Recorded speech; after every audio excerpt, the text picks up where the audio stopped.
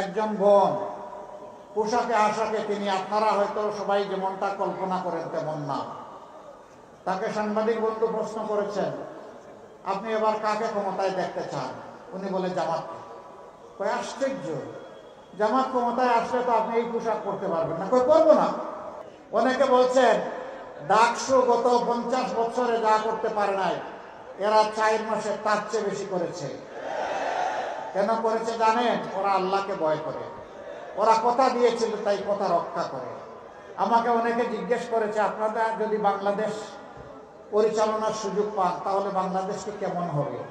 আমি বলেছি ডাকসু যেমন আসে তার চেয়ে ভালো হবে। এখন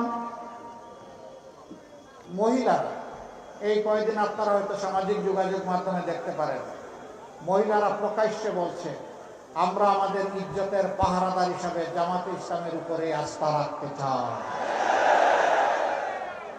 ভোগান্তি ভুলে চলে আসুন রিগালে। ওয়ারেন্টি সহ স্টাইলিশ কালেকশন নিয়ে রেডি রিগাল ফার্নিচার।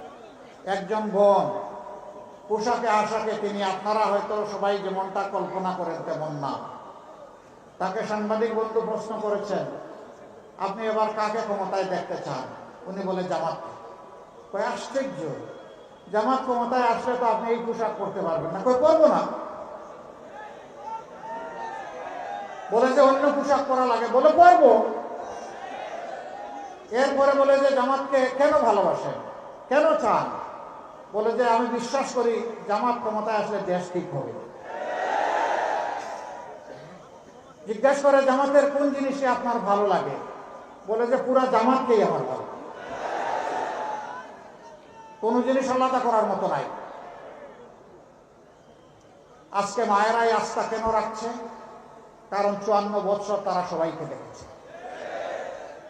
সবাই তাদের সাথে কথা দিয়েছে, কিন্তু তাদের ইজ্জতের প্রতি যথাযথ সম্মান প্রদর্শন করা হয়নি।